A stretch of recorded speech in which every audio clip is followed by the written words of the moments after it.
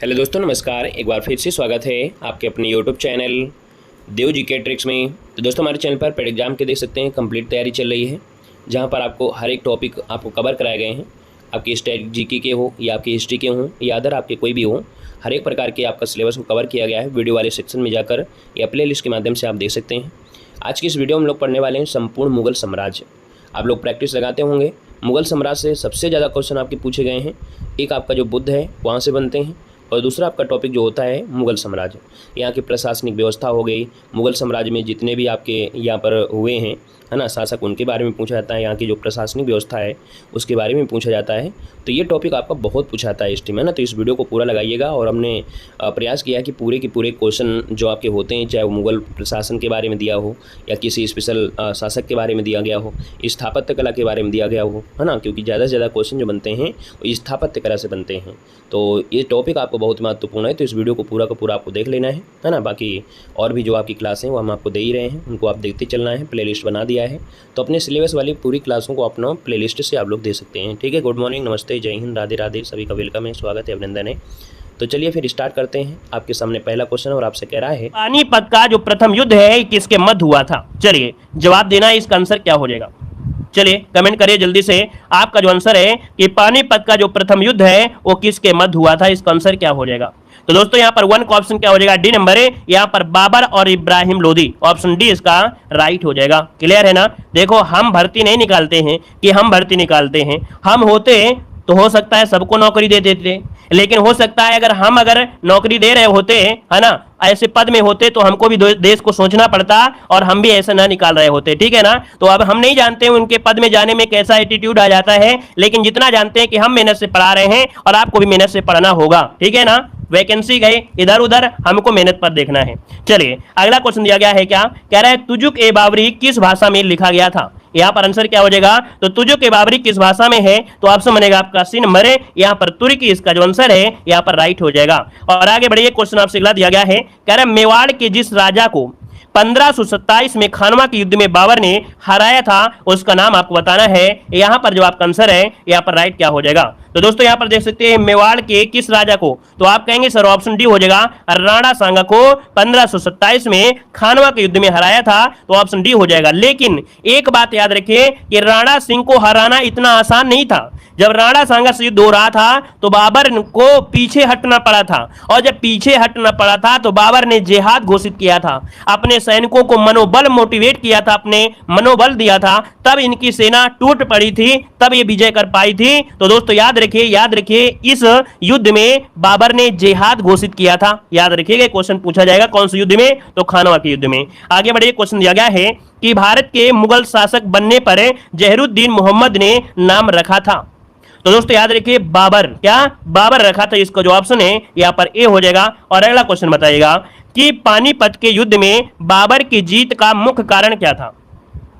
तो पानीपत के युद्ध में बाबर का जो जीत था इसका कारण क्या था? तो आप कहेंगे उसकी सैन्य कुशलता। क्या सैन्य कुशलता? हमने आपको बताया था कि बाबर के पास इतनी सेना नहीं थी, लेकिन जो सैन्य शक्ति थी, कुशलता थी, अच्छी थी। मतलब यहाँ पर सैनिक को सजाने, अर्थात सैनिक की जो एक नींव होती है, देखो ये क्या करते थे, पहले जवान लोग जो बहुत हट्टे कट्टे होते थे उनको आगे रखते थे, उनको बोलते हरावल, बीच में रहते थे बिचावल, है ना, थोड़ा मीडियम वाले, और बुढ़ाऊ जो रहते थे वो पीछे रहते थे पिछावल।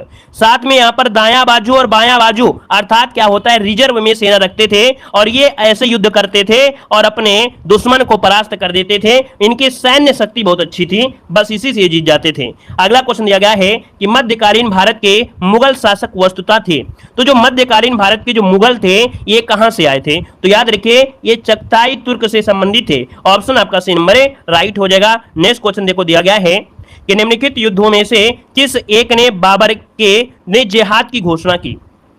तो दोस्तों यहां पर देख सकते हैं, अभी हमने बताया था किस युद्ध में बाबर ने जिहाद घोषित किया था। तो दोस्तों यहां पर देखिए खानवा का युद्ध जो आपका लड़ा गया था 1527 में, 17 मार्च 1527 को लड़ा गया था राणा सांगा के साथ। तो उस युद्ध में बाबर ने जिहाद घोषित किया था, तो ऑप्शन बी इसका राइट हो जाएगा। नेक्स्ट क्वेश्चन दिया गया है, निम्नलिखित में से किस युद्ध में एक पक्ष द्वारा प्रथम बार तोपों का प्रयोग किया गया था?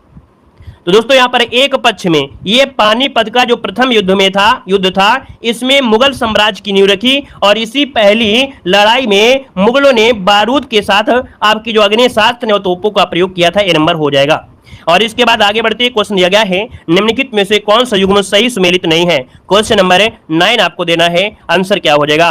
पानीपत का युद्ध हुआ था 1526 में, खानवा का युद्ध हुआ था 1527 में, घाघरा का युद्ध हुआ था आपका देखिए आपका 29 में, चंदेरी का दिया गया है 30 में। तो दोस्तों यहां पर देखिए ये गलती है, क्या गलती है, चंदेरी इसके पहले आपका आएगा 28 में और 30 में क्या हुआ था, बाबर की मृत्यु हुई थी। इसका मतलब ऑप्शन जो आपका डी नंबर है वो सरासर गलत दिया गया है। आगे बढ़िए क्वेश्चन दिया गया है कह रहा आपसे इनमें से किसने बाबर को सर ए पुल के युद्ध में पराजित किया था। अभी तक आपने ऐसा क्वेश्चन नहीं देखा होगा है ना, लेकिन याद रखिएगा सैबानी खान के बीच ये हुआ था। याद रखिए सैबानी खान के बीच ये युद्ध हुआ था और सैबानी खान की इसमें क्या हुई थी, जीत हुई थी।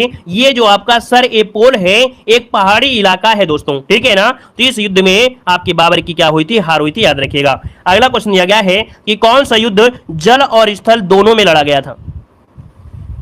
चलिए दोस्तों यहां पर दोस्तों याद रखिएगा कि ये जो युद्ध है ये जल और थल दोनों में लड़ा गया।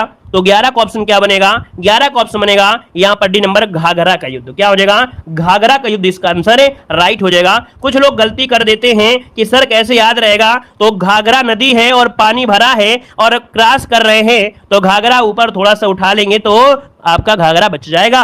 तो ऐसे याद रहेगा कि युद्ध जो हुआ था जल और स्थल में घाघरा में हुआ था, ऑप्शन डी घाघरा में। ठीक है आगे बढ़िए, घाघरा का युद्ध जो आपका है बस ऐसे रटने की बात हो रही है।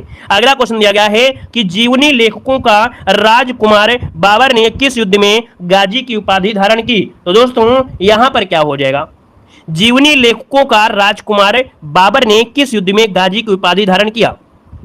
दोस्तों 12 का ऑप्शन सी हो जाएगा, यहां पर खानवा का युद्ध इसका आंसर राइट हो जाएगा। दोस्तों यहां पर खानवा के युद्ध के बाद बाबर ने गाजी की उपाधि धारण किया था। अगर आपसे दिया गया है कि पूर्व का राफेल किसे कहते हैं, पूर्व का राफेल किसे कहते हैं। दोस्तों याद रखिएगा पूर्व का राफेल कहा जाता है बेहजाद को, या इसे कभी कभी बिहजाद भी कह देते हैं, ठीक है ना। बिहजाद को पूर्व का राफेल कहा जाता है। ये दोस्तों बाबर के समय का क्या, ये बाबर के समय का बहुत ही महत्वपूर्ण चित्रकार था। ये बाबर के समय का बहुत ही महत्वपूर्ण क्या था, चित्रकार था, बेहजाद या बिहजाद। ठीक है आगे बढ़िए, क्वेश्चन आपसे अगला पूछा गया है। देखो दिया गया है कि बाबर को सर्वप्रथम आगरा में आराम बाग में क्या किया गया था, दफनाया गया था। बाद में इसे ले जाकर कहां दफनाया गया।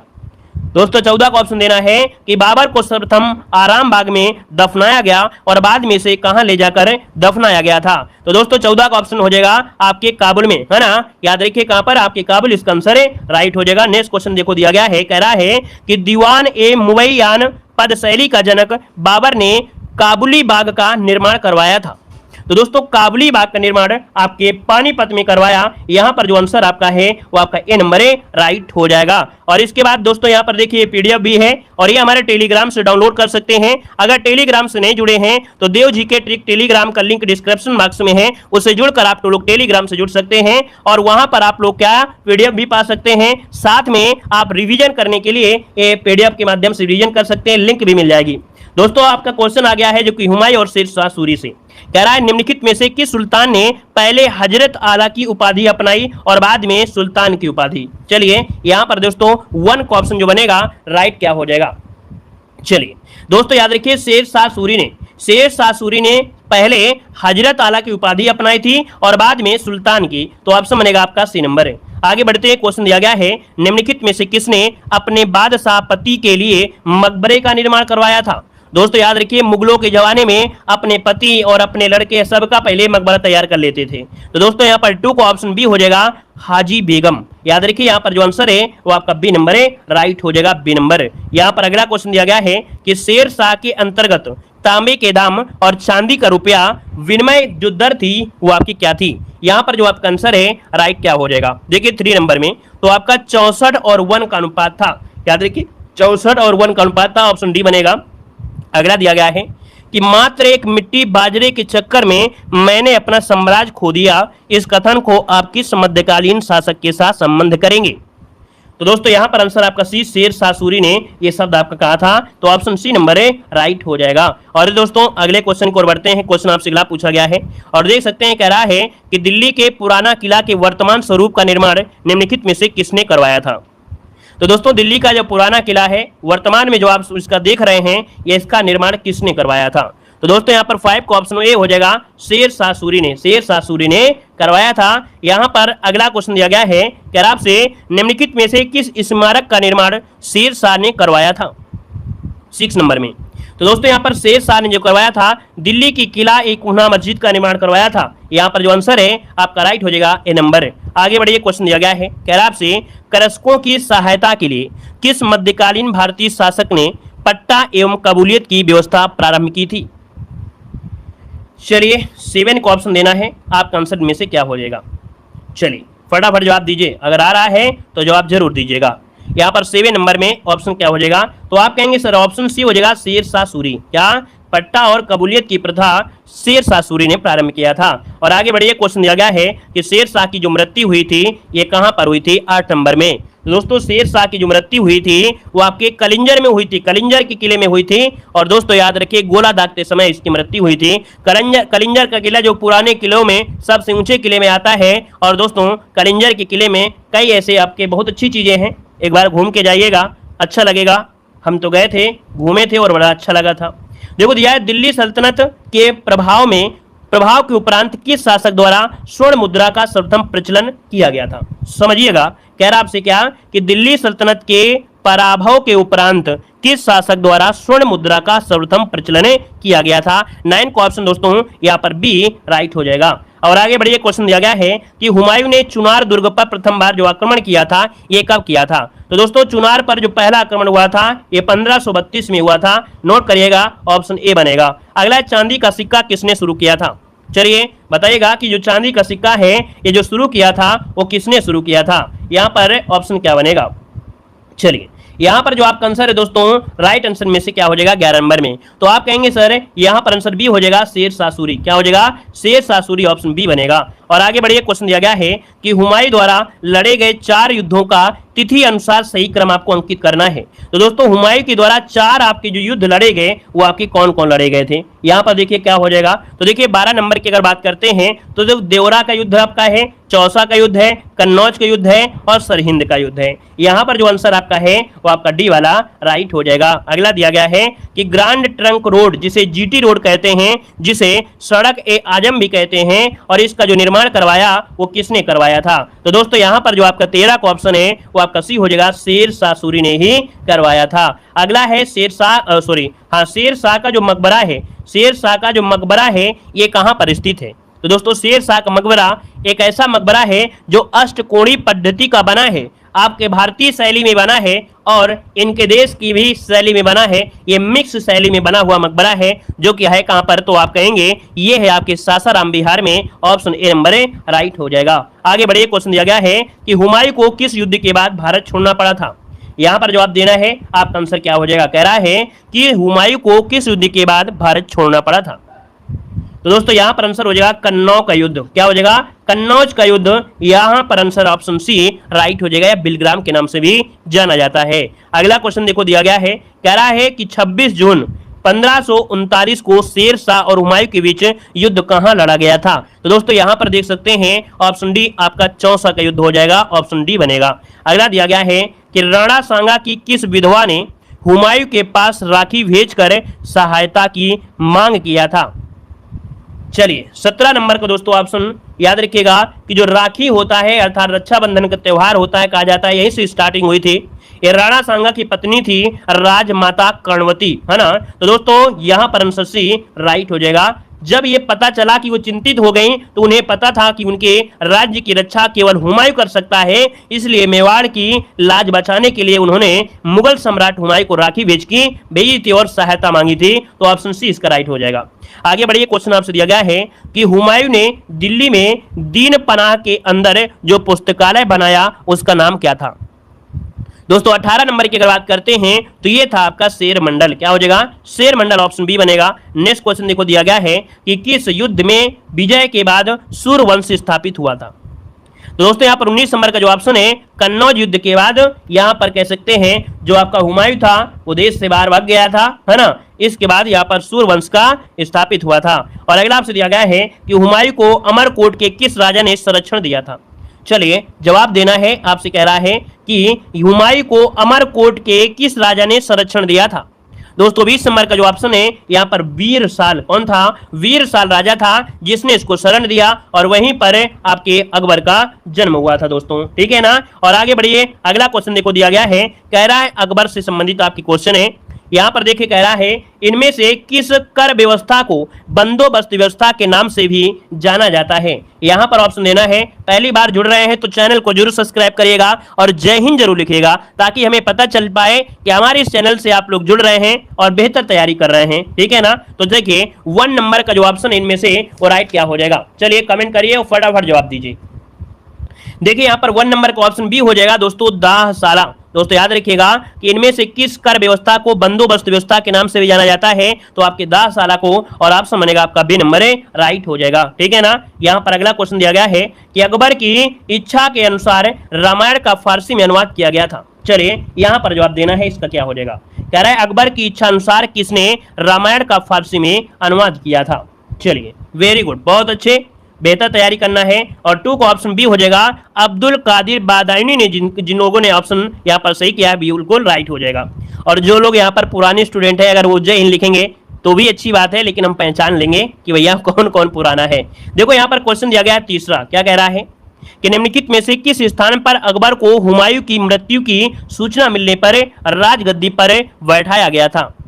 दोस्तों 3 नंबर की अगर बात करते हैं तो दोस्तों याद रखिए कालानौर में युद्ध हो रहा था, है ना। ये आपका जो कालानौर है गुरदासपुर के निकट पड़ता है। तो 14 फरवरी 1556 को अकबर का राज्याभिषेक करवाया गया था, ठीक है। तो ऑप्शन क्या हो जाएगा आपका डी नंबर। एक डेट याद आ रही है 14 फरवरी, तो चलिए बताइएगा 14 फरवरी का कोई ऐतिहासिक बताइए, कौन सा ऐतिहासिक काम 14 फरवरी को और हुआ था। चलिए बताइए जल्दी से। 14 फरवरी की डेट आपको याद रखना है। यहां पर आपका अकबर का राजतिलक हुआ था, लेकिन 14 फरवरी को एक और भी कार्य हुआ था। अब यहां पर वैलेंटाइन डे मत बता दीजिएगा, इतना सरल नहीं पूछेंगे कि हम इतना सरल पूछ लेंगे जाके, ठीक है ना। याद रखिए 14 फरवरी को ही जन्म हुआ था, किसका, बाबर का जन्म हुआ था। याद रखिएगा कि 14 फरवरी को ही बाबर का जन्म भी हुआ था, इस डेट को भी याद रख लीजिएगा, ठीक है ना। आगे बढ़िए, क्वेश्चन दिया गया है कि अबुल फजल की मृत्यु इनमें से किसके कारण हुई थी। क्या कह रहा है कि अबुल फजल की मृत्यु इनमें से किसके कारण हुई थी। वेरी गुड, बहुत अच्छे। यहां पर देखिए 4 का जो ऑप्शन है ये हो जाएगा शहजादा सलीम। क्या हो जाएगा, शहजादा सलीम, इसका ऑप्शन ए नंबर राइट हो जाएगा। और आगे बढ़िए, क्वेश्चन आपसे अगला पूछा गया है कि किस मुगल बादशाह के विरुद्ध जौनपुर से फतवा जारी हुआ था। यहां पर देखिए आपसे कह रहा है कि किस मुगल बादशाह के विरुद्ध जौनपुर से फतवा जारी हुआ था। तो दोस्तों आप कहेंगे सर यहाँ पर आंसर बी हो जाएगा, अकबर हो जाएगा। दोस्तों अकबर की जो धार्मिक सहिष्णुता की नीति थी, इससे रुष्ट होकर जौनपुर के मुल्ला यजीद ने अकबर के विरुद्ध फतवा जारी किया था। अगला क्वेश्चन देखो दिया गया है, आपसे सूची फर्स्ट के साथ सूची सेकंड का मिलान करना है और बहुत ही अच्छी तरीके से यहाँ पर क्वेश्चन सोल्व करना है, क्योंकि ये क्वेश्चन संभावित है आपसे मिल सकता है, ठीक है ना। तो दोस्तों यहाँ पर देखिए मकबरा दिया गया है कि बाबर का मकबरा कहाँ है। तो चलिए जल्दी से बताइए, कहो तो हम ऑप्शन आपको दिखा देते हैं और ऑप्शन के अनुसार आप लोग सही कर लीजिए भाई। चलिए इतना हम आप लोगों के लिए जरूर कर सकते हैं। चलिए भाई यहां पर देखिए आपसे कह रहा है कि यहां पर बाबर का मकबरा कहां है, तो आप कहेंगे काबुल में है। और अगर पूछे अकबर का मकबरा तो आप कहेंगे आपके आगरा में है। तो ये 3 है, यहाँ पर 2 है। जहांगीर का मकबरा कहां पर है, आपके शाहदरा, जो कि आपके पाकिस्तान, शाहदरा जो कि आपका ये हो गया। और शाहजहां होगा, नहीं गलत हो गया भाई, गलत हो गया, गलत हो गया। यहाँ पर देखिए बाबर का है काबुल में, यहाँ पर 3 हो गया, ठीक है ना। यहाँ पर अकबर का मकबरा सिकंदरा में, देखो आगरा हमने ध्यान दिया था लेकिन सिकंदरा भी दिया गया है, तो यहाँ पर 4 हो जाएगा। जहांगीर की अगर बात करते हैं तो जहांगीर का कहाँ हो जाएगा, तो आपके ये शाहदरा लाहौर में है, तो यहाँ पर आपका क्या हो जाएगा 1 हो जाएगा। और शाहजहां का कहाँ है, तो आपके आगरा में, तो इसका आपका 2 हो जाएगा। तो इसका ऑप्शन बनेगा आपका सी नंबर। क्या बनेगा, आपका सी नंबर हो जाएगा, स्क्रीनशॉट लीजिएगा। चलिए आगे बढ़िए, क्वेश्चन आपसे दिया गया है, आपसे कह रहा है निम्नलिखित में से किस मुस्लिम शासक ने तीर्थ यात्रा कर समाप्त कर दिया था। तो अच्छा क्वेश्चन है, पूछा जाता है। कह रहा है किस मुस्लिम शासक ने तीर्थ यात्रा कर समाप्त कर दिया था? आंसर आपको कमेंट बॉक्स में कमेंट करना है, जल्दी बताना है 7 नंबर में।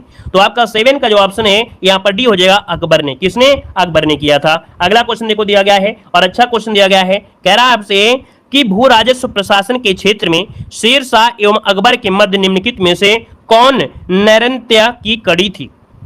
तो दोस्तों 8 नंबर का ऑप्शन बनेगा बी नंबर, टोडरमल। अर्थात शेर शाह सूरी और अकबर के मध्य यहाँ पर जो निरंतरता, अर्थात ये जो टोडरमल है, ये इनके दोनों में जो भू राजस्व प्रणाली की देखभाल करता था, यहाँ पर आपका कॉमन है ऑप्शन बी, टोडरमल था। अगला क्वेश्चन देखो दिया गया है कि अकबर के काल में महाभारत का फारसी में अनुवाद किसने किया था? अकबर के काल में महाभारत का फारसी में अनुवाद किसने किया? जबरदस्त क्वेश्चन है, लॉक किया जाए। 9 का ऑप्शन क्या बनेगा? तो आप कहेंगे 9 का ऑप्शन सी हो जाएगा, बादायूनी। क्या हो जाएगा? अब्दुल कादिर बादायूनी ने यहाँ पर ऑप्शन सी हो जाएगा। और ये 4 खंडों में संकलित किया गया था। और आगे बढ़िए, क्वेश्चन आपसे दिया गया है, कह रहा आपसे कि सम्राट अकबर द्वारा निम्न में से किसको जरी कलम की उपाधि प्रदान की गई थी? जरी कलम की उपाधि प्रदान की गई थी। दोस्तों 10 नंबर का ऑप्शन क्या हो जाएगा? तो दोस्तों ये है आपके मोहम्मद हुसैन। और दोस्तों ये आईने अकबरी में दी गई सूचना के अनुसार कश्मीर के हैं, ये कश्मीर के मोहम्मद हुसैन को जरी कलम की उपाधि अकबर द्वारा दी गई थी। आगे बढ़िए, क्वेश्चन दिया गया है कि हल्दी घाटी का युद्ध किस वर्ष हुआ था? हल्दी घाटी का युद्ध हुआ था, ये किस वर्ष हुआ था? तो आपका आंसर क्या होगा 11 नंबर में? तो ऑप्शन बनेगा आपका दोस्तों क्या, यहाँ पर भी नंबर है, 1576 में लड़ा गया था। अगर आपसे डेट पूछा जाए तो 18 जून डेट बताइएगा, 18 जून, ठीक है ना, क्लियर है। और यहाँ पर आगे बढ़िए, क्वेश्चन दिया गया है, कह रहा है निम्नलिखित बादशाहों में से किसको एक प्रबुद्ध निरंकुश कहा जा सकता है?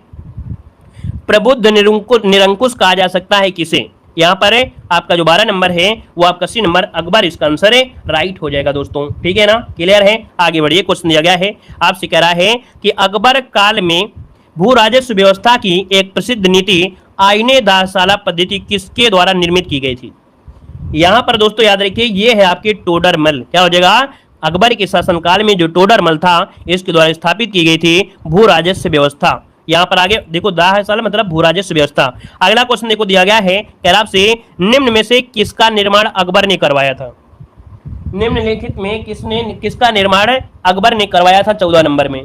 दोस्तों यहाँ पर देखिए, बुलंद दरवाजा का आपने सुना होगा, जो कि फतेहपुर सीकरी में है, ऑप्शन बनेगा आपका ए नंबर है। और अगला क्वेश्चन देखो दिया गया है कि जैन साधु जो अकबर के दरबार में कुछ वर्ष रहा और जिसे जगत गुरु की उपाधि से सम्मानित किया गया था, तो दोस्तों ये कौन था? तो याद रखिए, हरिविजय सूरी। याद रखिए, ये अकबर के दरबार में कुछ दिनों तक रहा था, कुछ वर्षों तक रहा था। तो दोस्तों याद रखिए, हरिविजय सूरी इसका आंसर है, बी नंबर, राइट हो जाएगा। और बहुत ही प्रभावित भी हुआ था। यहाँ पर देखिए, अगला क्वेश्चन दिया गया है कि हल्दी घाटी के युद्ध में महाराणा प्रताप की सेना के सेनापति कौन थे? चलिए बताइए, हल्दी घाटी का जो युद्ध हुआ था, तो महाराणा प्रताप की सेना में जो सेनापति थे वो आपके कौन थे? यहाँ पर दोस्तों ऑप्शन क्या बनेगा? तो यहाँ पर हकीम खान थे। क्या?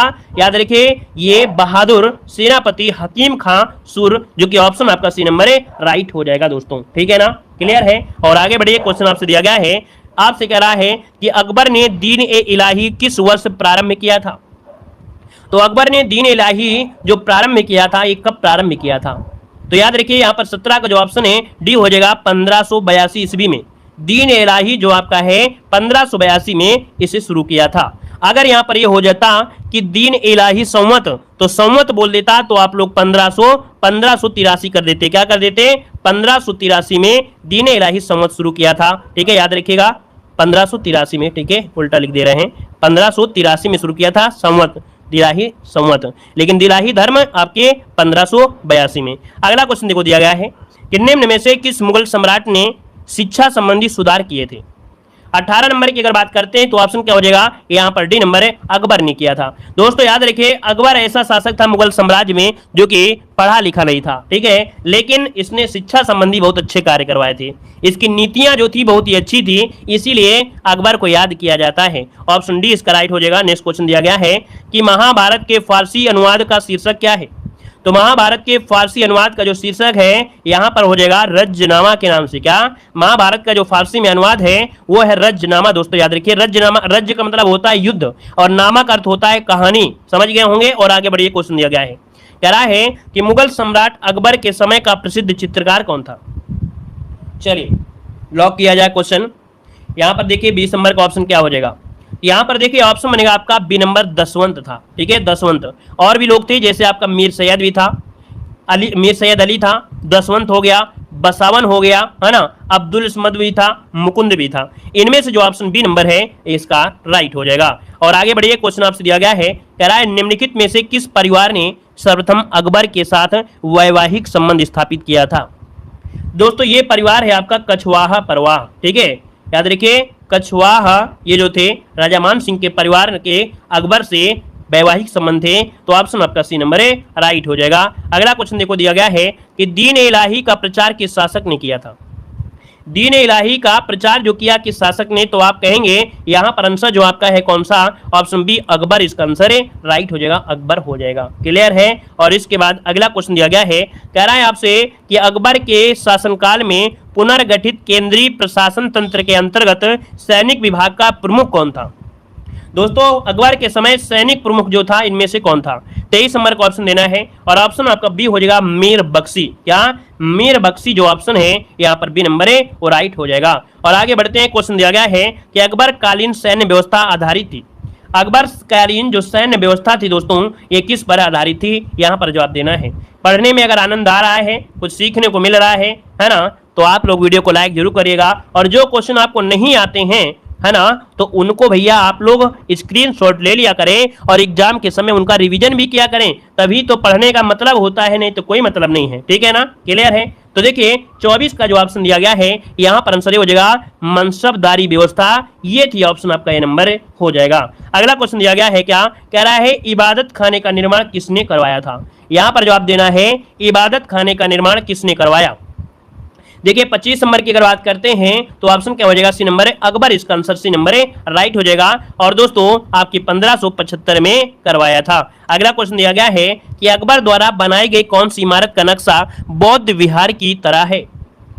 दोस्तों 26 नंबर की अगर बात करते हैं तो दोस्तों ये है आपका पंचमहल। ठीक है, पंचमहल दोस्तों ये नक्शा बौद्ध विहार की तरह है जो कि फतेहपुर सीकरी के किले में है। ठीक है, ये जो आपका पंचमहल है ये 176 खंभों पर खड़ा है और यह जो महल है पिरामिड के आकार का दिखाई पड़ता है, जो कि हवा महल के नाम से भी जाना जाता है। याद रखिएगा, इसे हवा महल के नाम से भी जाना जाता है दोस्तों, याद रखिएगा। और पंचमहल से मरियम उज्जानी को सूर्य अर्घ देती थी, अर्थात सूर्य को मतलब नमस्कार करती थी यहीं से दोस्तों। ठीक है, अगला क्वेश्चन दिया गया है, कह रहा आपसे यहाँ पर है कि जिस मध्यकालीन भारतीय लेखक ने अमेरिका की खोज का उल्लेख किया है वो आपका कौन है। तो दोस्तों यहाँ पर 27 नंबर का ऑप्शन जो है यहाँ पर डी हो जाएगा अबुल फजल। क्या हो जाएगा, अबुल फजल, जो कि अकबर का दरबारी कवि था जिसने अकबरनामा और आईने अकबरी जैसे महत्वपूर्ण ग्रंथ लिखे हैं। तो यहाँ पर आंसर बनेगा क्या, आपका डी नंबर हो जाएगा। आगे बढ़िए, क्वेश्चन दिया गया है, आपसे कह रहा है कि अकबर ने जिस मनसबदारी प्रणाली को लागू किया था वह किस देश में प्रचलित प्रणाली से उधार ली गई है। तो दोस्तों याद रखिएगा, ये जो मनसबदारी प्रणाली है ये मंगोलिया के अनुसरण की गई है, अर्थात मंगोलिया में अनुकरण की जाने वाली प्रणाली से लिया गया है। मनसब का अर्थ होता है स्थिति और पदवी या पद होता है, तो यहाँ पर आंसर आपका सी हो जाएगा। ठीक है ना, तो आप कहेंगे मनसबदारी की उत्पत्ति कब हुई थी, तो मनसबदारी की उत्पत्ति जो हुई थी ये चंगेज खां के शासनकाल में हुई थी, लेकिन भारत में ये आपके अकबर ने शुरू किया। अगला क्वेश्चन देखो दिया गया है क्या, कि कौन सा स्मारक फतेहपुर सीकरी में नहीं है। चलिए फतेहपुर सीकरी में दोस्तों क्या नहीं मिलेगा, तो आप कहेंगे पंचमहल मिलेगा, जोधाबाई का महल है, अकबरी महल है, लेकिन स्वर्ण महल नहीं है दोस्तों। याद रखिए ऑप्शन बनेगा यहाँ पर ये नंबर है। और आगे बढ़िए, क्वेश्चन दिया गया है कि अकबर के दरबार में आने वाला पहला अंग्रेज व्यक्ति कौन था। चलिए अकबर के दरबार में आने वाला पहला अंग्रेज व्यक्ति कौन था 30 नंबर में। तो दोस्तों 30 नंबर का ऑप्शन बनेगा रॉल्फ फिंच। रॉल्फ फिंच जो दोस्तों था ये आपका 1585 में अकबर के दरबार में आया था और रॉल्फ फिंच एक अंग्रेजी व्यापारी और यात्री था। आगे बढ़िए, क्वेश्चन दिया गया है कि अकबर के साथ युद्ध करने वाली दुर्गावती जो रानी थी ये कहाँ की थी। तो दोस्तों ये असीरगढ़ की थी। क्या, ये असीरगढ़ की थी। यहाँ पर जो आंसर आपका है वो आपका सी नंबर है राइट हो जाएगा। और अगला क्वेश्चन देखो दिया गया है क्या, कि अकबर का मकबरा कहाँ पर स्थित है। अकबर का मकबरा कहाँ पर है, तो अभी आपको बताया था कि सिकंदरा में है। कहाँ पर है, सिकंदरा, जो कि आगरा में पड़ता है। आगरा से लगभग 34-35 किलोमीटर दूर आपका है। और कभी अगर आपको सिकंदरा ना मिले, है ना, तब आप लोग आगरा लगा दीजिएगा। अगला क्वेश्चन देखो दिया गया है कि सुलह कुल का सिद्धांत किसके द्वारा प्रतिपादित किया गया था। सुलह कुल का सिद्धांत दोस्तों ये प्रतिपादित किया गया था आपके अकबर के द्वारा, तो ऑप्शन बी नंबर राइट हो जाएगा। और अगला क्वेश्चन देखो दिया गया है कि जब्ती प्रणाली किसकी उपज थी। जब्ती प्रणाली दोस्तों याद रखिएगा अकबर के समय की ही है, तो ऑप्शन क्या बनेगा आपका डी नंबर है। और अगला क्वेश्चन दिया गया है कि भारत में किस शासन काल में इंग्लिश ईस्ट इंडिया कंपनी का गठन हुआ था। तो दोस्तों याद रखिएगा कि किसके समय में, ये कह रहा है किसके शासन काल में, तो इंग्लिश ईस्ट इंडिया कंपनी का गठन हुआ था अकबर, इसको ऑप्शन बी नंबर राइट हो जाएगा। मतलब उस समय भारत में कौन शासक था, तो अकबर था, जब वहां पर ईस्ट इंडिया कंपनी का गठन हुआ था। दोस्तों याद रखिएगा। यहां पर आगे बढ़िए, क्वेश्चन दिया गया है आपसे, कह रहा है यूरोपीय चित्रकारी का प्रवेश किसके दरबार में हुआ। चलिए यहां पर अकबर के दरबार में यूरोपीय चित्र पेश किए गए थे दोस्तों। यहां पर आंसर जो आपका है वो बी नंबर इसका आपसे कह रहा है कि जहांगीर के दरबार में ब्रिटिश शासक जेम्स प्रथम का राजदूत था कौन। चलिए यहां पर जो आंसर आपका है, आपका राइट आंसर में से क्या हो जाएगा। चलिए तो यहां पर दोस्तों आपका हो जाएगा विलियम हॉकिंस। क्या हो जाएगा, विलियम हॉकिंस, जिसको ऑप्शन है यहां पर राइट हो जाएगा दोस्तों। क्लियर है। चलिए आगे बढ़िए, क्वेश्चन आपसे दिया गया है, आपसे कह रहा है निम्नलिखित में से किसका मकबरा भारत से बाहर स्थित है। चलिए बताइएगा, भारत से बाहर मकबरा इनमें से किसका है। यहां पर जो आपका आंसर है यहां पर राइट क्या हो जाएगा। चलिए यहां पर देखिए जवाब जो कि आपका आ रहा है, क्या यहां पर आंसर जो आपका होगा कौन सा आंसर हो जाएगा। चलिए ऑप्शन दीजिए जल्दी से, डी नंबर है बिल्कुल सही है। जहांगीर का मकबरा भारत से बाहर है ना। शहादरा जो आपके पाकिस्तान पड़ता है वहां पर आपका है, और आपके काबुल में जो आपका है वो किसका है, तो आप कहेंगे काबुल में आपका बाबर का था। ठीक है ना। चलिए आपके अगले क्वेश्चन को आते हैं कि जहांगीर के दरबार में पक्षियों का सबसे बड़ा चित्रकार कौन था। वेरी वेरी एमपी क्वेश्चन दिया है कि जहांगीर के दरबार में पक्षियों का सबसे बड़ा चित्रकार इनमें से कौन था। तो आप कहेंगे 3 का ऑप्शन बनेगा आपका डी नंबर मंसूर। कौन है, मंसूर, इसका ऑप्शन राइट हो जाएगा। अगला क्वेश्चन देखो दिया गया है, कह रहा है निम्नलिखित में से कौन सा युग्म सुमेलित नहीं है 4 नंबर में। तो देखो यहाँ पर दिया गया है, कह रहा है अकबर का मकबरा कहाँ है, सिकंदरा में है। जहांगीर का मकबरा शहादरा जो कि आपके लाहौर में पड़ता है। शेख सलीम चिश्ती का मकबरा फतेहपुर सीकरी में है। यहाँ पर दिया शेख निजामुद्दीन औलिया का मकबरा अजमेर में है क्या, नहीं। तो आप कहेंगे ये शेख निजामुद्दीन औलिया का मकबरा है आपके दिल्ली में, जहां पर आपने एक मूवी देखा था ना, जिसमें से सलमान खान की मूवी थी ना, और वो छोटी सी बच्ची थी मुन्नी, तो वही मूवी में इसी दरगाह में गए थे और यहीं से बिछड़ गए थे। ठीक है, तो इसको ऑप्शन डी हो जाएगा। आगे बढ़िए, क्वेश्चन दिया गया है कि 2 अस्पा एवं सिंह अस्पा प्रथा किसने शुरू किया था। तो दोस्तों यहां पर देखो दिया है 2 अस्पा और सिंह अस्पा 5 नंबर में, ऑप्शन बी हो जाएगा जहांगीर, ऑप्शन बी हो जाएगा। अगला क्वेश्चन दिया गया है कि इंग्लैंड के जेम्स प्रथम के जो राजदूत थे सर थॉमस रो किस वर्ष भारत आए थे। चलिए यहां पर जवाब देना है, क्या हो जाएगा। तो दोस्तों यहां पर 6 नंबर का जो ऑप्शन है यहां पर 1615 में दोस्तों याद रखिए ये जेम्स प्रथम के राजदूत के रूप में सर थॉमस रो आए थे। यहां पर ऑप्शन बी हो जाएगा। अगला क्वेश्चन देखो दिया गया है कि मुगल चित्रकला किसके राज्यकाल में अपनी पराकाष्ठा पर पहुंची थी। तो दोस्तों 7 नंबर की अगर बात करें तो ऑप्शन सी, जहांगीर के समय जो चित्रकला थी वो अपने पराकाष्ठ अर्थात चरम पर पहुंची थी, ऑप्शन सी हो जाएगा। अगला क्वेश्चन देखो दिया गया है, क्या कह रहा है। चलिए यहां पर देखो अगला क्वेश्चन दिया गया है कि निम्नलिखित में से कौन नूरजहां के गुट का सदस्य नहीं था। नूरजहां के गुट का सदस्य नहीं था। नूरजहां के गुट में दोस्तों गियास बेगम, आसफ खां है और असमत बेगम, लेकिन जहांगीर नहीं थे। यहां पर आंसर ये हो जाएगा। क्लियर है। अगला क्वेश्चन यहां पर दिया गया है, कैराब से मुगल सम्राट जहांगीर ने निम्न में से किसे इंग्लिश खां की उपाधि दी थी। इंग्लिश खां की उपाधि जो दिया गया था दोस्तों याद रखिए विलियम हॉकिंस को। तो ऑप्शन बनेगा यहां पर आपका सी नंबर जिसका है बिल्कुल राइट हो जाएगा।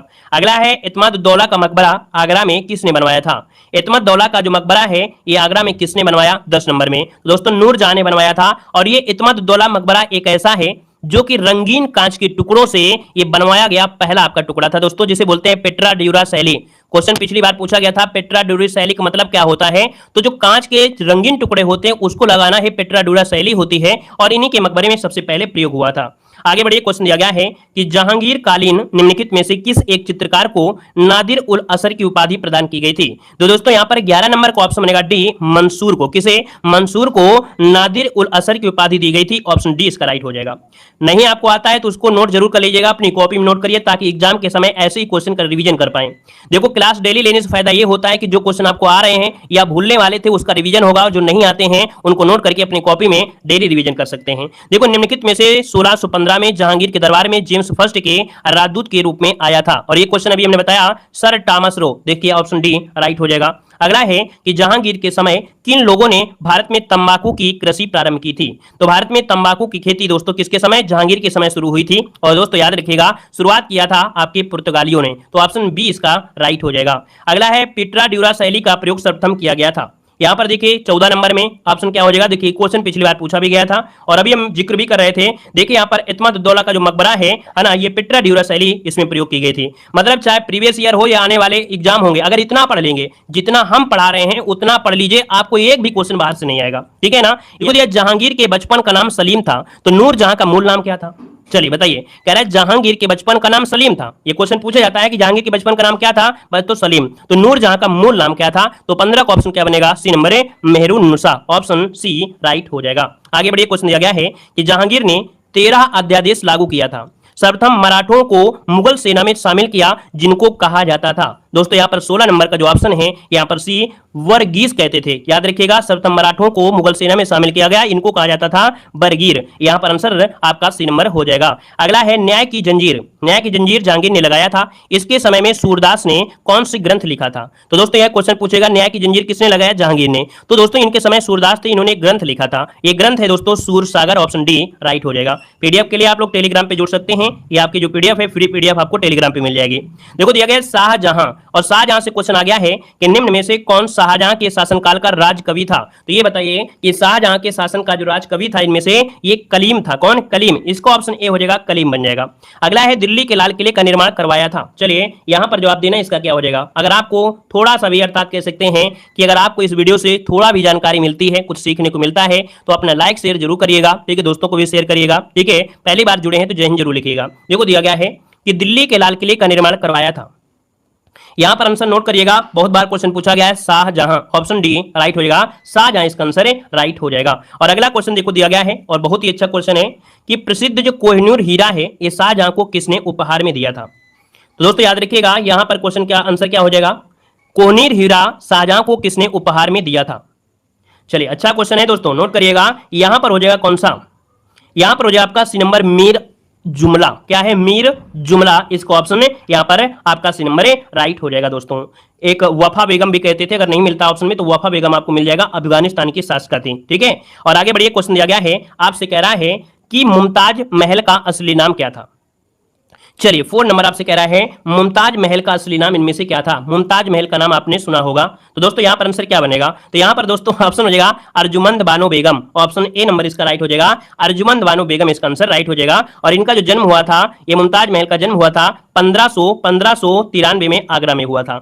अगला दिया गया है सूची फर्स्ट को सूची सेकंड से क्या करना है, आपको सुमेलित करना है और इसको नोट करिएगा क्योंकि ये संभावित क्वेश्चन है और आपके एग्जाम में ये क्वेश्चन मिल भी सकता है। दोस्तों यहां पर 5 का ऑप्शन देना है। तो देखिए यहां पर जो आपका दिया गया है अलाई दरवाजा ये अलाउद्दीन खिलजी, बुलंद दरवाजा अकबर हो जाएगा, मोती मस्जिद शाहजहां, और मोती मस्जिद जो दिल्ली में है वो आपके औरंगजेब। याद रखिए आगरा की मोती मस्जिद शाहजहां और मोती मस्जिद दिल्ली की है वो आपके औरंगजेब। मतलब 1 2 3 4 जो ऑप्शन दिया गया है, ऑप्शन नंबर आपका जो 3rd है वो आपका राइट हो जाएगा। आगे बढ़िए, क्वेश्चन दिया गया है उपनिषदों का फारसी में अनुवाद किस मुगल सम्राट के शासनकाल में हुआ था? जो आपके उपनिषद है इनका फारसी में अनुवाद किस मुगल सम्राट के समय हुआ? तो 6 का ऑप्शन ए हो जाएगा, शाहजहां इसका आंसर राइट हो जाएगा, ए नंबर हो जाएगा। आगे बढ़िए, क्वेश्चन दिया गया है कि दारा सिको ने किस शीर्षक के अंतर्गत उपनिषदों का फारसी में अनुवाद कराया? आप देख सकते हैं कि दारा सिको ने किस शीर्षक के अंतर्गत उपनिषदों का फारसी में अनुवाद करवाया। तो दोस्तों 7 का ऑप्शन डी सिर ए अकबर। दोस्तों इसने सिर ए अकबर के नाम से ही उपनिषदों का फारसी में अनुवाद कराया था। किसने? तो दारा सिको। आपके क्वेश्चन बनते हैं। यहां पर दिया गया है कि किस मुगल बादशाह ने बलबन द्वारा प्रारंभ किया गया दरबारी रिवाज सिजदा समाप्त कर दिया था? आपको मालूम है सिजदा और पैबोज की प्रथा बलबन ने स्टार्ट की थी, तो जो सिजदा को समाप्त किया वो किसने समाप्त किया? 8 नंबर का ऑप्शन क्या हो जाएगा? तो दोस्तों 8 का ऑप्शन यहाँ पर सी आपके शाहजहां ने समाप्त कर दिया था। यहाँ पर दिया गया है निम्नलिखित में से किस मुगल बादशाह ने दिल्ली की जामा मस्जिद का निर्माण करवाया? अभी क्वेश्चन पढ़ाया गया था कि दिल्ली की जामा मस्जिद है वो किसने किया था? इसका जवाब आप लोग कमेंट बॉक्स में करिएगा, ये एक प्रकार का होमवर्क है और अभी अभी हमने आपको बताया भी था, तो इसका जो आपका जवाब है आप लोगों को देना है।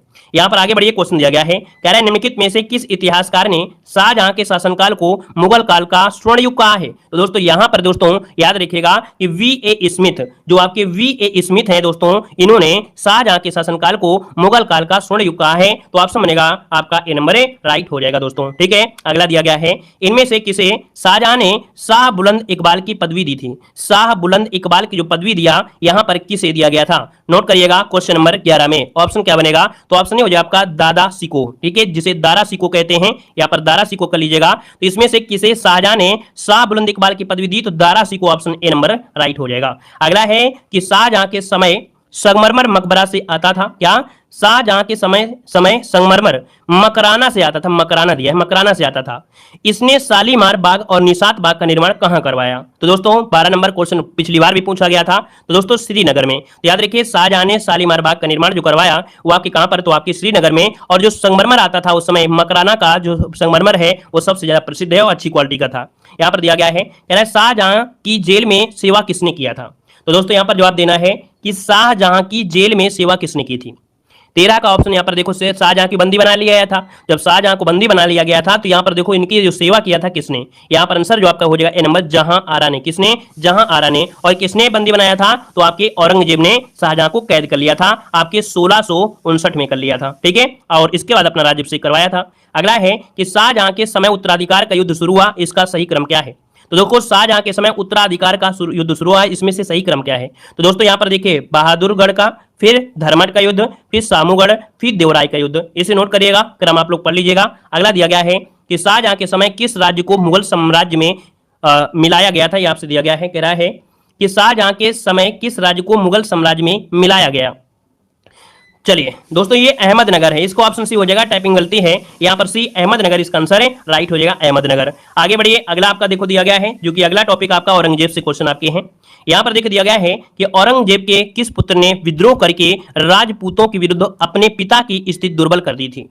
दोस्तों यहां पर दोस्तों देख सकते हैं कि राज्य को पाने के लिए ये लोग कहीं भी तक जा सकते थे, है ना, अपने पिता को बंदी बना लेना, हत्या कर लेना, ये आप देख सकते हैं। तो आपका 1 का जो ऑप्शन बनेगा इनमें से राइट क्या हो जाएगा? चलिए नोट करिएगा, आपका आंसर बी, यहां आपका आंसर इनमें से क्या होगा जल्दी से बताइए। अकबर, ठीक है, याद रखिए कि जो ये अकबर दूसरे हैं, देखिए ये अकबर दूसरे हैं, अकबर सेकंड कह सकते हैं, या औरंगजेब का जो चौथा पुत्र था इसे अकबर द्वितीय के नाम से जानते हैं, याद रखिएगा अकबर द्वितीय के नाम से जानते हैं, और इसको मुबारक अकबर भी कहते थे। ठीक है, इसे नोट करिएगा, ये औरंगजेब का चौथा पुत्र था। कौन? अकबर द्वितीय के नाम से जाना जाता है इतिहास में। तो यहां पर आंसर आपका बी राइट हो जाएगा। अगला देखो यहां पर दिया गया है कि मुगल सम्राट जिसने सर्वाधिक संख्या में हिंदू अधिकारियों की नियुक्ति की थी उसका नाम बताना है। दोस्तों यहाँ पर 2 का जो ऑप्शन है यहाँ पर बी हो जाएगा औरंगजेब। दोस्तों याद रखिएगा कि इसके समय में जो आपके औरंगजेब के समय हिंदू अधिकारियों की नियुक्ति की गई थी काफी संख्या में, तो ऑप्शन बनेगा आपका बी नंबर। अगला क्वेश्चन दिया गया है बीबी का मकबरा का जो निर्माता है इनमें से क्या हो जाएगा? बताइएगा कि बीबी की मकबरा का निर्माता इनमें से कौन है? तो 3 का ऑप्शन क्या बनेगा? यहाँ पर डी नंबर है, औरंगजेब हो जाएगा। दोस्तों ऑप्शन बनेगा डी नंबर है, औरंगजेब बन जाएगा। आगे बढ़िए, क्वेश्चन आपसे दिया गया है, कह रहा है जजिया कर, क्या दिया है? जजिया किसके शासन काल में पुनः लगाया था? चलिए बताइए क्या हो जाएगा? कह रहा है जजिया किसके शासन काल में पुनः लगाया गया था? दोस्तों अभी हमने बताया था कि जजिया कर को जो समाप्त किया था वो समाप्त किया था आपके अकबर ने, लेकिन पुनः जजिया कर लगा दिया था किसने? ये क्वेश्चन पूछा भी गया था तो आपके औरंगजेब। ये कई बार क्वेश्चन पूछा गया है हर एग्जाम में और आपके भी एग्जाम में पूछा जा चुका है। अगला है कि कौन सा मकबरा द्वितीय ताजमहल कहलाता है? चलिए यहां पर जवाब देना है, आपसे कह रहा है कि कौन सा मकबरा द्वितीय ताजमहल कहलाता है। दोस्तों 5 का ऑप्शन बनेगा सी नंबर, रविया उद्दौरानी का जो मकबरा है, ठीक है, जिसे बीबी की मकबरा के नाम से भी जाना जाता है, यह मकबरा महाराष्ट्र के औरंगाबाद में स्थित है। दोस्तों याद रखिएगा, क्लियर है। आगे बढ़िए, क्वेश्चन दिया गया है, कह रहा आपसे कि दिल्ली के लाल किले में मोती मस्जिद का निर्माण किसने किया था? यहां पर 6 नंबर का ऑप्शन क्या हो जाएगा? तो दोस्तों ऑप्शन हो जाएगा क्या, यहां पर बताना है जल्दी से। यहां पर दिया है दिल्ली के लाल किले में, तो दिल्ली के लाल किले में पूछ लिया है तो आप कहेंगे औरंगजेब, और आगरा में तो आपके शाहजहां थे। यहां पर आगे बढ़िए, क्वेश्चन आपसे अगला पूछा गया है और दोस्तों कह रहा है कि निम्नलिखित में से किस मुगल बादशाह का 2 बार राज्याभिषेक हुआ था? तो 7 का ऑप्शन दोस्तों डी हो जाएगा, औरंगजेब ने 2 बार राज्याभिषेक करवाया है। आईएमपी क्वेश्चन है, पिछली बार भी आपका पूछा जा चुका है। मतलब देखा जाए जब आपके पेपर कई शिफ्ट में होते हैं ना तो आपके क्वेश्चन काफी पूछे जाते हैं। किस मुगल बादशाह को जिंदा पीर कहा जाता है? देखिए यहां पर जिंदा पीर जो कहते हैं वो आपके बी नंबर औरंगजेब को कहा जाता है, ऑप्शन बी राइट हो जाएगा। जिंदा पीर क्यों कहते हैं? क्योंकि इसके जो तरीके थे, मतलब दंडित करने के तरीके थे बहुत ही कठिन तरीके के थे, अर्थात देखा जाए बहुत भयंकर प्रताड़ित करते थे, इसलिए इसे जिंदा पीर कहते थे। ऑप्शन बी हो जाएगा। अगला आपसे दिया गया है कि औरंगजेब द्वारा चलाए गए जिहाद का अर्थ क्या है? औरंगजेब के द्वारा चलाए गए जिहाद का अर्थ क्या है? तो यहाँ पर 9 का ऑप्शन बनेगा आपका सी, होली वार। दोस्तों नोट करिएगा कि औरंगजेब द्वारा चलाया गया जिहाद का अर्थ है होली वार, ऑप्शन बनेगा सी नंबर, नोट कर लीजिएगा, स्क्रीनशॉट ले लीजिएगा। औरंगजेब ने बीजापुर की विजय जो की थी वो कब की थी? चलिए यहां पर जवाब देना है, आपसे कह रहा है कि औरंगजेब ने बीजापुर की विजय कब की थी? तो 10 का नंबर ऑप्शन हो जाएगा आपका 1686 में, 1686 इसका जो आंसर है यहाँ पर राइट हो जाएगा। और आगे बढ़िए, क्वेश्चन आपसे अगला पूछा गया है, कह रहा आपसे कि किसे जाट जाति का प्लेटो अफलातून कहा जाता है? दोस्तों यहां पर आंसर बी हो जाएगा सूरजमल।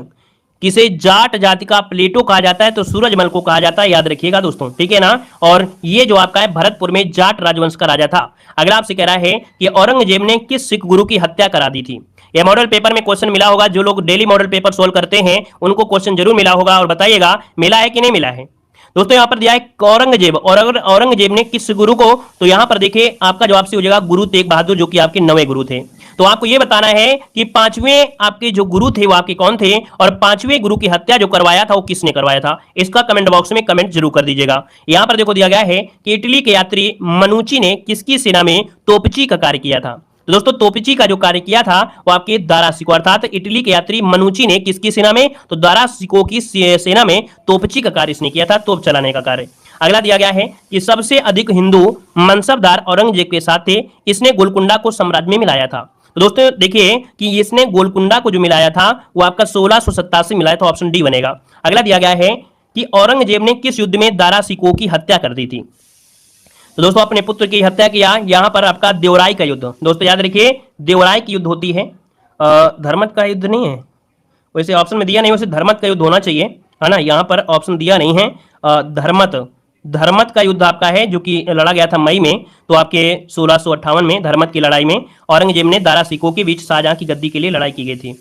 और औरंगजेब, वेरी गुड, नहीं देखिए जो अब नोट करिएगा, जो धर्मट का युद्ध हुआ था इसमें औरंगजेब हार गया था। धर्मट का जो युद्ध हुआ था इसमें औरंगजेब हार गया था, लेकिन ये कह रहा औरंगजेब ने किस युद्ध में दारा सिको की हत्या कर दी थी, तो यहां पर आपका सी हो जाएगा देवराय का युद्ध। दोनों क्वेश्चन याद रखिए कि धर्मट का युद्ध भी हुआ था इसी के बीच, लेकिन औरंगजेब हारा था, और ये जो आपका देवराय का युद्ध है इसमें आपके दारा सिको की हत्या कर दिया था। याद रखिए दोनों ही क्वेश्चन दोनों से जुड़े हुए आपके हैं। यहां पर अगला क्वेश्चन दिया गया है, जो क्वेश्चन आपका दिया गया है क्या, कि मुगल कालीन जो प्रशासन है, ठीक है, कह रहा है मुगल कालीन प्रशासन विविध, मतलब जो आपने पढ़ा है उसका निचोड़ आपका होगा।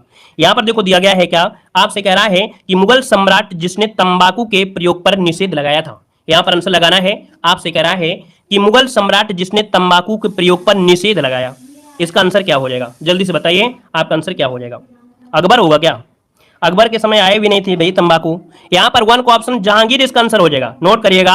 औरंगजेब मत लगाइए क्योंकि ये क्वेश्चन हमने ऐसा लिया है क्योंकि आप लोग गलती करेंगे। मुगल सम्राट जिसने तंबाकू के प्रयोग पर निषेध लगाया था, जहांगीर, इसको ऑप्शन सी राइट हो जाएगा दोस्तों, याद रखिएगा, ठीक है। चलिए अगला क्वेश्चन दिया गया है कि मुगल प्रशासन के दौरान जिले को किस नाम से जाना जाता था। यहां पर याद रखिएगा कि मुगल प्रशासन के दौरान जिले को किस नाम से, तो दोस्तों याद रखिए जिले को सरकार के नाम से जानते थे, ऑप्शन डी राइट हो जाएगा। चलिए आगे बढ़िए, आप एक बार चेक कर लीजिएगा, वो दारू पर लगाया था, तंबाकू पर नहीं है, ठीक है। यहां पर आंसर डी हो जाएगा। आगे बढ़िए, क्वेश्चन दिया गया है निम्नलिखित, देखो जिसको किसी भी प्रश्न में अगर डाउट होता है, क्योंकि हम पहले से चेक कर लेते हैं, अगर फिर भी किसी को डाउट होता है तो जब क्लास खत्म हो जाए तो अच्छे से चेक कर लिया करिए, एक जगह नहीं 2 4 5 जगह चेक कर लिया करिए, तब कमेंट किया करें, ठीक है, ताकि आपको भी अच्छा लगे और हमको भी लगे कि हाँ नहीं आपने मेहनत किया है।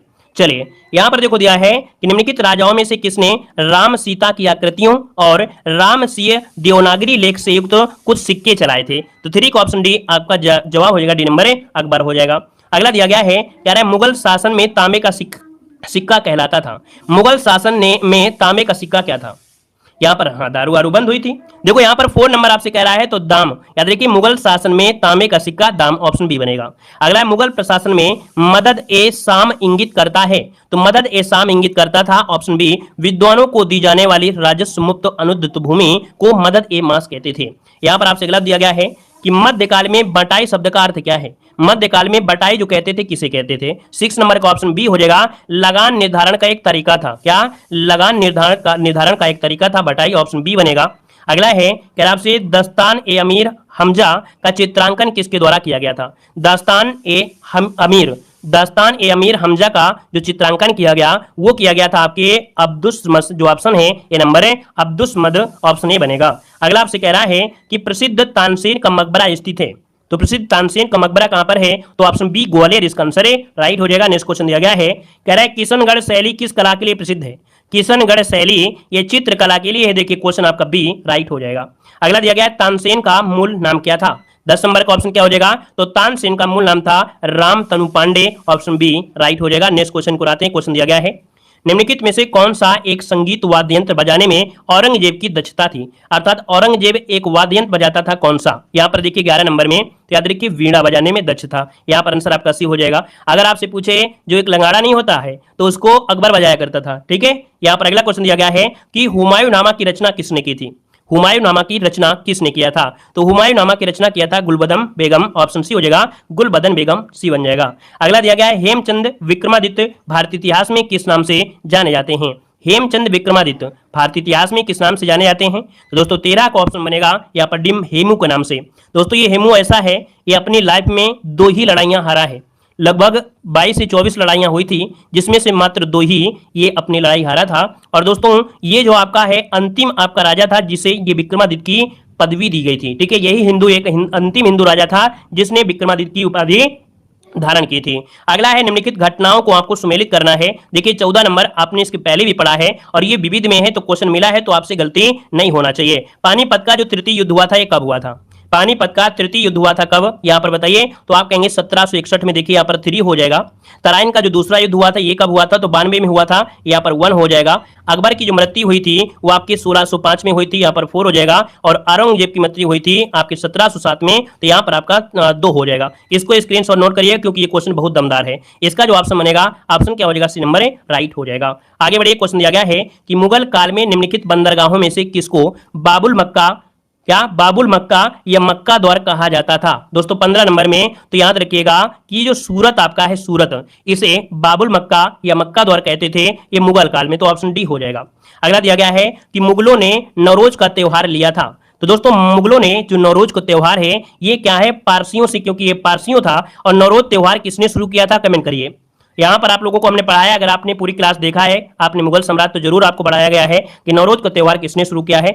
मुगल साम्राज्य में नहीं, ये स्टार्टिंग हुई थी आपके दिल्ली सल्तनत काल में, बलबन के समय, दिल्ली सल्तनत काल में बलबन के समय। यहाँ पर देखो दिया गया है कि कौन मुगल बादशाह पढ़ा लिखा नहीं था? तो कौन बादशाह जब पढ़ा लिखा नहीं था? तो आप कहेंगे सर जो अकबर था ये पढ़ा लिखा नहीं था, लेकिन इसकी नीतियां बहुत अच्छी थी, ये पला बड़ा भी था। तो देखा जाए हिंदुओं के बीच में, तो हिंदू और मुस्लिम को सबको एक समान समझता। तो इस प्रकार से आप लोगों ने देखा कि मुगल साम्राज्य को हम लोगों ने बड़ी स्पीड के साथ और बहुत ढेर सारे क्वेश्चन हमने कवर कर लिया। यानी कि अगर मुगल साम्राज्य से कैसा भी क्वेश्चन आपसे पूछा जाए आप बता सकते हैं। अगर फिर भी ये दिक्कत हो रही है तो इस वीडियो को एक बार और देख लीजिएगा। हम आपके सिलेबस को कवर कर रहे हैं और हमने कहा भी अगर सिलेबस से रिलेटेड क्वेश्चन आते हैं तो आपकी छूट नहीं पाएंगे। बाकी सिलेबस की जिम्मेदारी हमारी है, अगर बिना सिलेबस के आएगा तो इसकी कोई जिम्मेदारी नहीं है, वो आयोग की जिम्मेदारी होगी। लेकिन अगर आयोग के हिसाब से नहीं, मतलब हमारे जो सिलेबस है उस सिलेबस के अकॉर्डिंग अगर आता है तो आपको मुगल साम्राज्य से जो क्वेश्चन मिलेगा आपको यहीं से देखने को मिलेगा। हालांकि आपके क्वेश्चन पूछने का तरीका बदल सकते हैं आयोग, लेकिन क्वेश्चन आपका यहीं पर होगा, ठीक है ना। वीडियो कैसा लगा एक बार सभी लोग सेशन को लाइक करके जरूर कमेंट करिएगा और पहली बार जुड़े हैं तो चैनल को सब्सक्राइब कर लीजिएगा।